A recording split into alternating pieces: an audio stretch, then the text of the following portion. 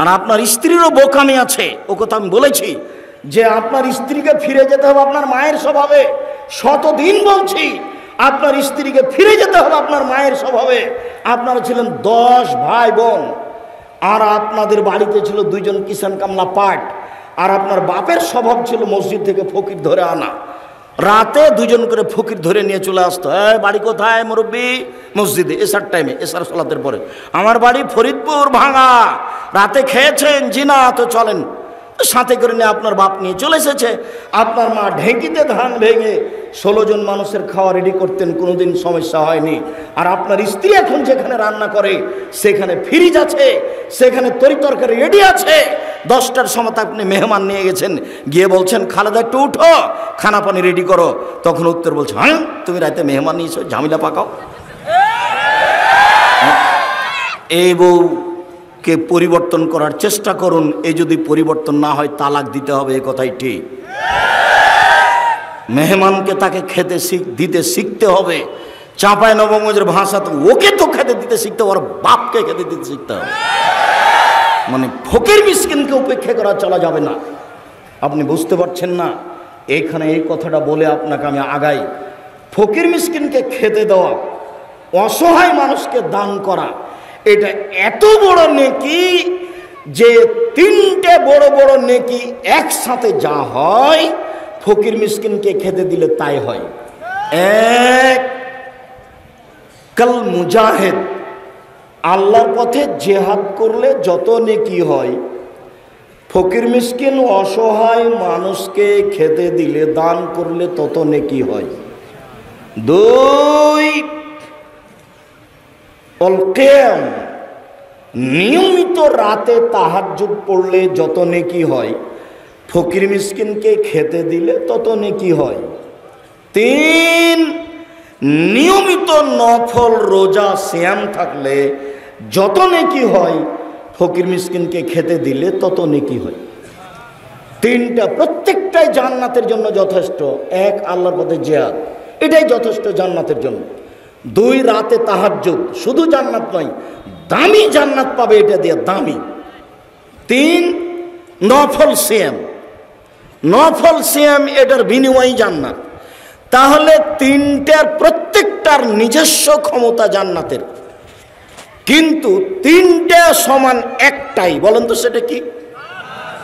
ফকির মিসকিনকে খেতে দেওয়া, দান করা, অসহায় মানুষের পাশে দাঁড়ানো। কেন আপনি বললেন যে মাফ করো? কেন আপনার মা আপনাকে 50 টাকা খুচরা বের করে দিল না? মনে কিছু নিয়েন না, আপনার মায়ের স্বভাব পরিবর্তন করতে হবে। আপনার স্ত্রীর স্বভাব পরিবর্তন করতে হবে। আপনার স্ত্রীর যে স্বভাব গতি আছে তা পরিবর্তন করতে হবে, যেন 150 চাল রান্না করে, নাড়া করে। আপনার মা হাফ কেজি, 2 কেজি, 3 কেজি চাউল রান্না করতেন, আর আপনার স্ত্রী 150 চাউল রান্না করেছে। 150 চাউল রান্না করেছে। দুপুরে 4-5 জন মেহমান এসেছে। তখন আপনার স্ত্রী বলছে, কি করবে কি করবে, এটুকু খেতে তো শেষ হয়ে যাবে, এ করো, চানাচুর বিস্কুট দিয়ে বিদায় করতে।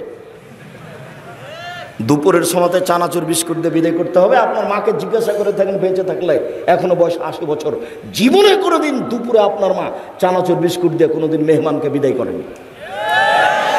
বসতে দিয়েছে, চাঁপাই নবগঞ্জের হাতের সিলাই কাঁথা শুইতে দিয়েছে, পাখা দিয়েছে, বলেছে অপেক্ষা করতে বলো, আমি রান্না করে খাওয়াবো। এটা আপনার মা পারে, আপনার বউ পারে না কেন? বউকে পরিবর্তন করার চেষ্টা করুন। পরিবর্তন না হলে তালাক দিতে হবে, এ কথাই ঠিক। সম্মানিত দিনী ভাই বোন, বলছিলাম যেসব বড় বড় পাপ বিনিময় সরাসরি জাহান্নাম, তার একটা বড় পাপ হচ্ছে সুদ খাওয়া। পৃথিবীতে সবচেয়ে বড় পাপ আল ইশরাকু বিল্লাহ, আল্লাহর সাথে শিরক করা। পৃথিবীতে সবচেয়ে বড় পাপ আল্লাহর সাথে শিরক করা। ভারত, বাংলাদেশ, পাকিস্তান এমন মাটি যে এতে চলে শিরক একবারে বন্যার মতো। আমাদের দেশে তো শিরকের অভাব নাই। দেশ ট্রাভেলস গাড়িটা ছুটলো, ঢাকা থেকে আসছে চাঁপাই নবাবগঞ্জ। তা আমি সন্ধ্যার সময়তে আলো জ্বালালো। আমি বললাম, এই ছেলে, এই শোনো, তুমি সন্ধ্যা হওয়ার সাথে সাথে তোমার গাড়িতে বাতি জ্বালালে, আলো দিলে কেন? তখন বলছে যে বসে বলেছেন সূর্য ডুবার সাথে সাথে আলো জ্বালাতে হবে। সূর্য ডুবার সাথে সাথে আলো জ্বালানো হিন্দুদের কাজ। শিরক দিয়ে দেশ ঘেরা। স্বামী মরার সাথে সাথে আমাদের মহিলাদেরকে নাকফুল গয়না খুলে দিতে হবে। নাকফুল গয়না খুলে দেওয়াটা হিন্দুদের কাজ। শিরকে দেশ পরিপূর্ণ হয়ে আছে।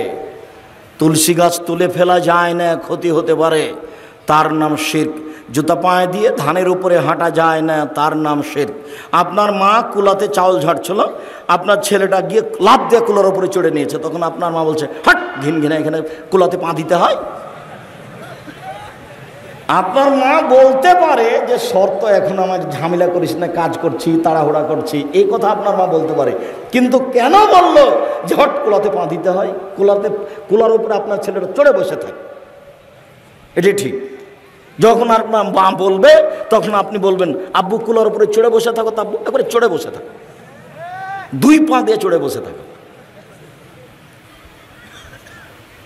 এক্ষুনি যে গাড়িটাতে আসলাম ওই গাড়িটার মালিক বলেছে কি যেন বলছে, ডাস, যাই হোক উপরের এটা তো কে পা দিয়েছে, তখন ও অকথ্য ভাষায় গালি দিচ্ছে। তো আমি বলছি ওটাতে পা দিয়ে বসে থাকো।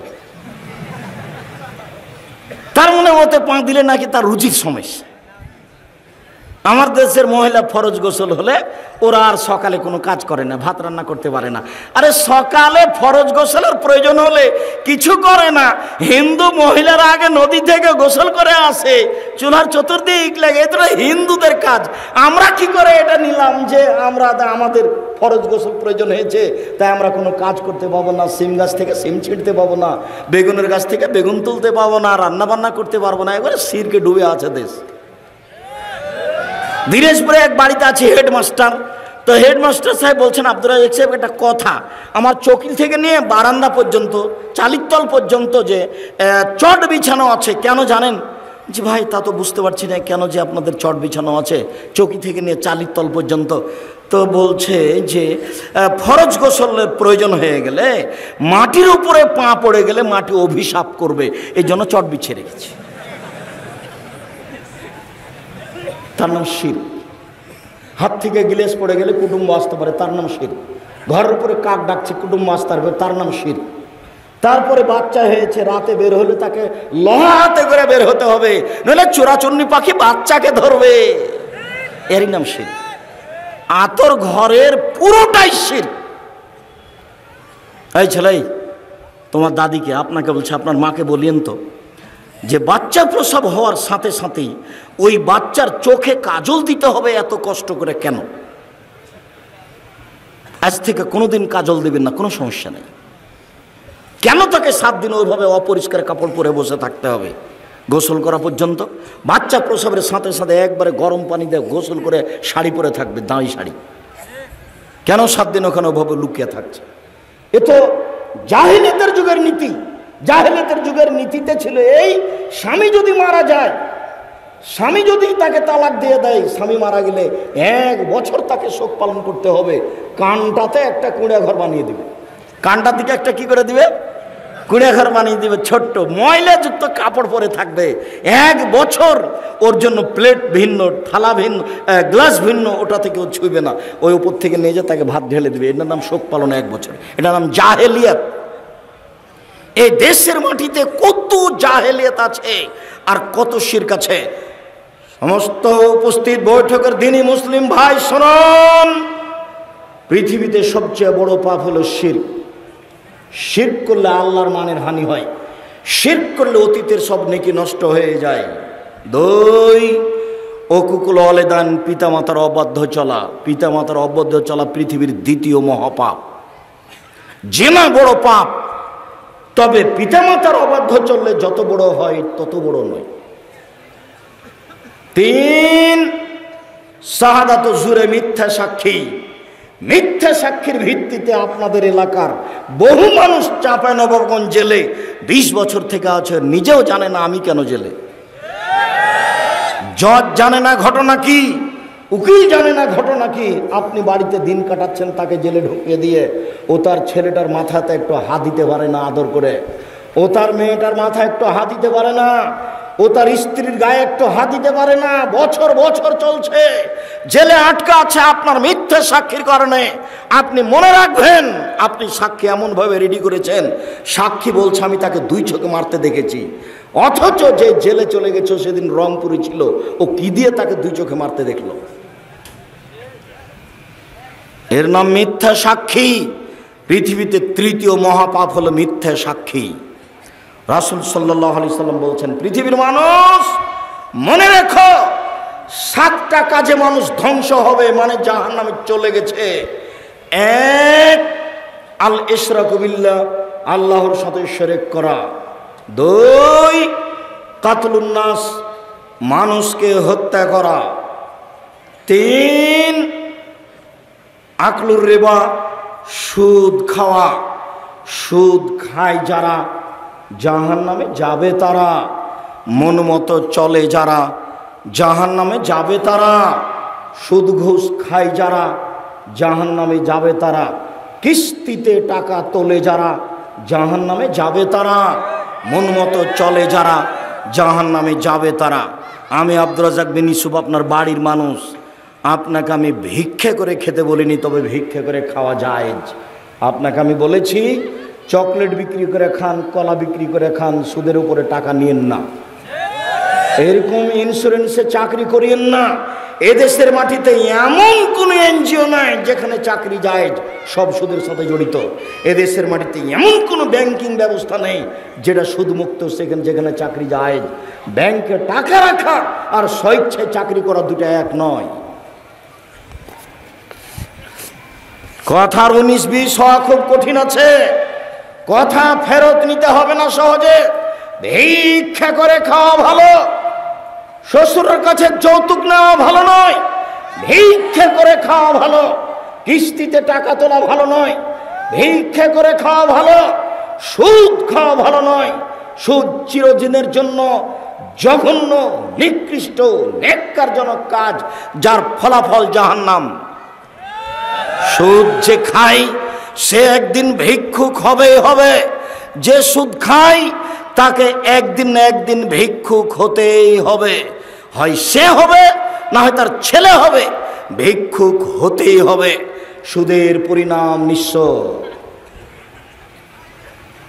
সম্মানিত দিনী ভাই বোন, রাসূল সাল্লাল্লাহু আলাইহি সাল্লাম বলেন 7টি কাজে মানুষ ধ্বংস হবে, জাহান্নামে যাবে। তার 3 নম্বর হলো সুদ খাওয়া। 4 নম্বর হচ্ছে আকলু মালিল ইয়াতীম, এতিমের মাল খেয়ে নেওয়া। 5 নম্বর হচ্ছে আত-তাওয়াল্লি আনিজ জিহাদ, যুদ্ধের মাঠ থেকে পালিয়ে যাওয়া। 6 নম্বর হচ্ছে কাজফুল মুহসানাতিল মুমিনাতিল গাফিলাত, ভালো মানুষের উপরে অপবাদ দেওয়া, ভালো মহিলার উপরে অপবাদ দেওয়া। দলীয় কৌশলে, দলীয় ক্ষমতায় দাঙ্গাবাজি করে, ক্ষমতা দেখিয়ে, দাপট দেখিয়ে, স্বৈরাচারী, স্বেচ্ছাচারী, বদমেজাজি দলীয় দাপট দিয়ে একটা নিঃস্ব মানুষের উপরে বদনাম চাপিয়ে তাকে জাতির সামনে অপমান করেছে। বেটা, ক্ষমতা দেখে কয়দিন বাঁচতে চাও তুমি? ফেরাউন ডুবে গেছে। মনে রেখো, তুমি দাম্ভিকতা দেখিয়ে, দলীয় দাপট দেখিয়ে, ক্ষমতা দেখিয়ে, অর্থ দেখিয়ে, দাঙ্গাবাজি করে, জুলুমবাজি করে, দাম্ভিকতা দেখিয়ে, স্বৈরাচারী হয়ে, স্বেচ্ছাচারী হয়ে, বদমেজাজি হয়ে 1 মিনিট বাঁচার চেষ্টা করিয়েন না। ফেরাউন ডুবে গেছে। আপনারও নৌকা ডুবে গেছে, নৌকা উঠবে না বলে রাখলাম আপনাকে। যাকে অপমান করেছেন তার কাছে আজকে ক্ষমা নিতে হবে সকাল হতে হতে। তাছাড়া আপনার নৌকা ডুবে গেছে, তাহাজ্জুদ দিয়ে টিকতে পারবেন না, হজ দিয়ে টিকতে পারবেন না, কোন পথ দিয়ে টিকতে পারবে না। জুলুমবাজ যারা, দাঙ্গাবাজ যারা, মানুষকে অপমান করে যারা, মানুষকে জেল হাজতে দেয় যারা, দলীয় দাপট দেখায় যারা, তাদের নৌকা ডুবে গেছে, উঠবে না। নৌকা মহানন্দা নদীতে ডুবেনি, সাগরে ডুবে গেছে, যেখান থেকে উঠানো যাবে না। একটাই পথ, যার সাথে অন্যায় হয়েছে তার হাত ধরে ক্ষমা নিতে হবে। 1 থাপ্পড় রিক্সাওয়ালাকে মেরে আপনি জান্নাত কিনতে পারবেন না তাহাজ্জুদ পড়ে। রিক্সাওয়ালাকে থাপ্পড় মেরে, নিরীহ মানুষকে অপমান করে তাহাজ্জুদ পড়ে আপনি জান্নাত কিনতে পারবেন না, অসম্ভব।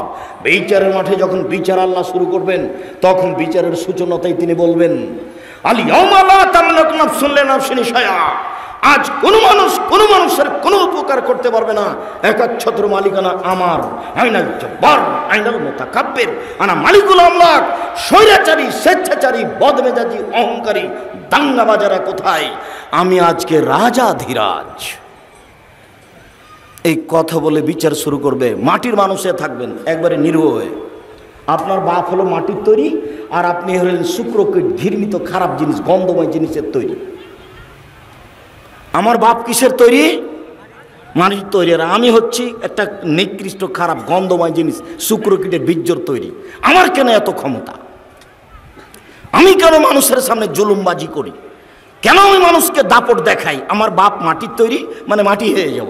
আর আমি হচ্ছি শুক্রকীট, একবারে পচা দুর্গন্ধময় জিনিসের তৈরি, যাতে গোসল করা লাগে, যাতে কাপড় অপবিত্র হয়ে যায়, তা দিয়ে আমি তৈরি। আমার কেন এত ক্ষমতা? আমার কেন এত দাপট? আমার তো ভিত্তিই ভালো নয়। আমি যেখান থেকে এসেছি, ও গায়ে কাপড়ে লেগে গেলে কাপড় খাঁচা লাগে, বোঝা যায় না কথা? আমি এই কথা বলিনি, এই কথা আল্লাহ বারবার বলছেন কোরআন মাজিদ। এই কথাই বারবার বলছেন যে তুমি কেন অহংকার করো? তোমার বাপ মাটির তৈরি, আর তুমি বীর্যের তৈরি। তোমার অহংকারের কি আছে? তোমার অহংকার সাজে না, তোমার দাম্ভিকতা সাজে না, তোমার জুলুমবাজি সাজে না। সম্মানিত দিনী ভাই বোন, জাহান নামের জন্য অপেক্ষা করিয়েন না। পৃথিবীর 3 শ্রেণীর মানুষ জাহান নামে যাবেই। 3 শ্রেণীর মানুষ জাহান নামে যাবে। এক, মদমেনুল খামর, যারা নিয়মিত বিড়ি, তামাক, জর্দা, সিগারেট, গুল, নেশাদার দ্রব্য খায়, পান করে, তারা জাহান নামে যাবে। আজ থেকে এই সারা চাঁপাইনবাবগঞ্জে, এই দেবীনগর থেকে নিয়ে, সুন্দরপুর থেকে নিয়ে, আপনার যত আছে, টিকলিচর থেকে নিয়ে, নম্পট থেকে নিয়ে, যত এলাকা আছে, সব এলাকাতে আর কোনোদিন বিড়ি সিগারেট বিক্রি হবে না। সেদিন যেমন বলে গেছি যে ডুলি বিবি শব্দটাতে পেশাব করে দিয়ে উঠো, মানে ডুলি বিবি শব্দ আর কোনোদিন ব্যবহার করব না। 20-30 বছর পরে কেউ যদি বলে ডুলি বিবি, তখন আর একজন বলবে ডুলি বিবি কি গো?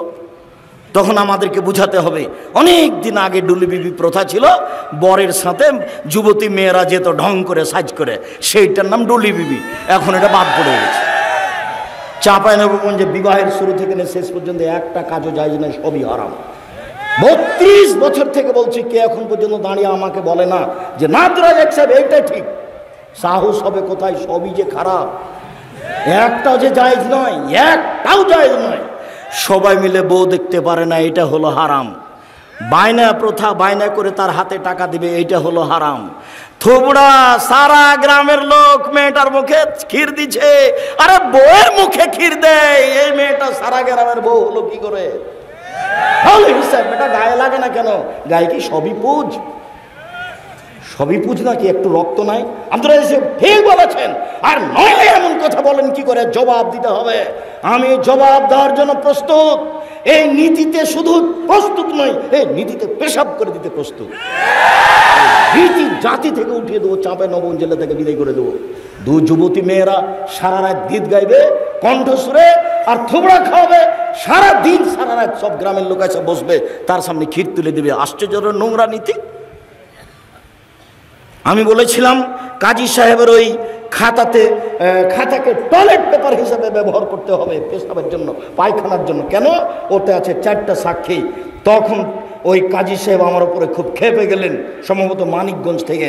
আমাকে তখন আমি বলছি, জনাব ক্ষেপছেন কেন? শুধুমাত্র জেনা প্রমাণ করতে কয়টা সাক্ষী লাগে? পৃথিবীতে আর কোনো কাজে 4টা সাক্ষী লাগে না, শুধুমাত্র জেনা প্রমাণ করতে 4টা সাক্ষী লাগে। আল্লাহর নবী বলেছেন, একটা বিবাহ বৈধ হওয়ার জন্য বাপ লাগে, 2 জন সাক্ষী লাগে। উকিল বাপ হারাম, চিরদিনের জন্য হারাম। উকিল বাপ চিরদিনের জন্য হারাম, চিরদিনের জন্য হারাম, কিয়ামত পর্যন্ত হারাম উকিল বাপ। উকিল বাপই নাই। খুলনাতে, চট্টগ্রামে, বরিশালে উকিল বাপই সেদিন থেকে বাপ। আর আসল বাপ আর বাপ নয়, ওই উকিল বাপই সেদিন থেকে বেটির বাড়ি যাবে, বেটি উকিল বাপের বাড়ি যাবে। এখন নাকি বাপ বেটি হয়ে গেছে। চাঁপাইনবাবগঞ্জের মতন গ্রামের সবাই নাকি চাচা, তো কার সাথে পর্দা করবে? গেওরা গ্রামের সবাই নাকি ভাই, তো কার সাথে পর্দা করবে? তাই পর্দা করার কেউ নাই। এখন এর বাড়ি ও যায়, ওর বাড়ি এ আসে। সালাম তো ভুলে গেছে, বলে আব্দুর রাজ্জাক আছো গো, এ বলে ঢুকে যাচ্ছে। অথচ এ বলে ঢোকা হারাম। আসসালামু আলাইকুম, দরজায় গিয়ে সালাম দিতে লজ্জা পাই। শতকরা 1999 জন লোক লজ্জা পায় আমার সামনে যারা বসে আছে। আজ থেকে নীতি পরিবর্তন করেন, করতেই হবে। এর নাম আত্মার সাথে জিহাদ।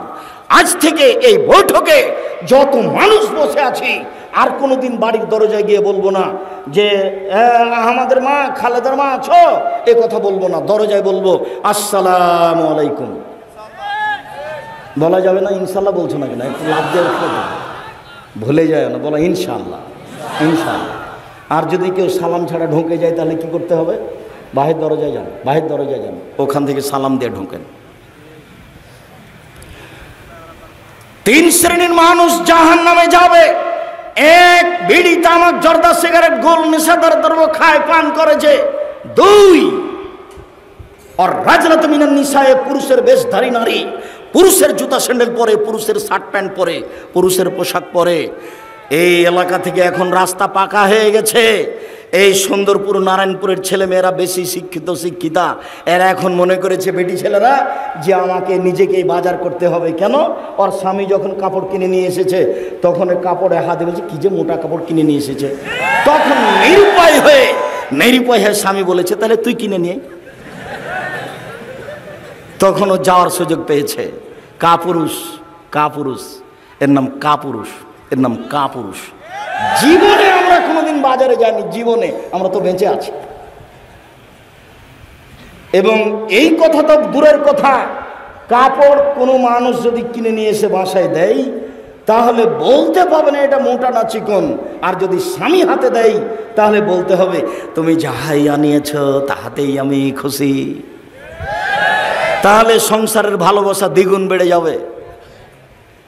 মোটা হোক চিকন হোক, তুমি যাহাই আনিয়েছ তাহাতেই আমি খুশি। অন্য মানুষ যদি কোটি টাকা দিয়ে কিনে নিয়ে আসে আমি খুশি নই। আমি নিজে হাতে যদি পরিশ্রম করে কিনে নিয়ে আসে আমি তাতে খুশি নই। তুমি আমার জন্য কিনিয়েছ তাতেই আমি খুশি। তাহলে সংসার সুন্দর হবে। আর আপনাকে আর একটা কথা বলা থাকছে, সবসময় নাম ধরে কাজে বলবেন, নিজে কাজ করবেন না। 1 গ্লাস পানি আপনি নিজে ঢেলে খেলেন কেন? নিজে ঢেলে খেলেন কেন? আপনি বলবেন খালেদা 1 গ্লাস পানি নিয়ে আসো তো, ও খুশি হবে। আর নিজে ঢেলে খান তাহলে মনে করবে আমার উপরে রাগ করেছে, সেজন্য তো আমাকে বলে না। আর আপনাকে বলছি, আপনি মহিলা মানুষ, একটু পরে বলছি যে আপনি 1 গ্লাস পানি এভাবে সামনে থ্যাকস করে দিয়ে সরে যায়েন না, এতে জান্নাত হবে না। এভাবে সংসার চলবে না। আমি আপনার কাছে আসছি একটু পরেই। সম্মানিত দিনী ভাই বোন, এই কথাটা শেষ করে নিই। আমরা এখন রাস্তাঘাট পাকা, এর অর্থ আমার বোনকে আমার মাকে গিয়ে চাঁপাইনবাবগঞ্জের শহরে বাজার করতে হবে, সারা দিন এর ধাক্কা খেতে হবে, ওর ধাক্কা খেতে হবে। মোহর দিনে আপনি ধাক্কা খায় আর একজনের খারাপ লাগে না? একটু লজ্জা লাগে না? একটু শরম লাগে না? একটু হায়া লাগে না? একটু খারাপ লাগে না? একটু বোধোদয় না? একটু বোধগমন, একটা আত্মমর্যাদা নাই?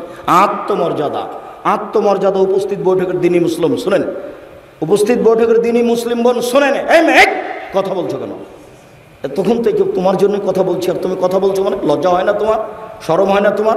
হায়া হয় না তোমার? ইতস্তবোধ হয় না তোমার? বোধোদয় দে, বোধোদয় নেই তোমার, বোধগম্য নয় তোমার? কোন সাহসে তুমি কথা বলো? তোমার বাপ তোমাকে কিছু বলে না, যার জন্য তুমি মনে করেছো এখানে আসলে তুমি ফুলে ধোয়া থাকবে নাকি? ভদ্রতা বজায় রেখে মুসলমানের মেয়ে হে বসে থাকো, আমি তোমার জন্য এসেছি। এই মাঠে আমি গত বছর আসতে পারিনি, আমার একটা দুঃখ বেদনা আছে। আমি সাধ করে তোমার জন্য এসেছি, তুমি মুখ খুলবা না।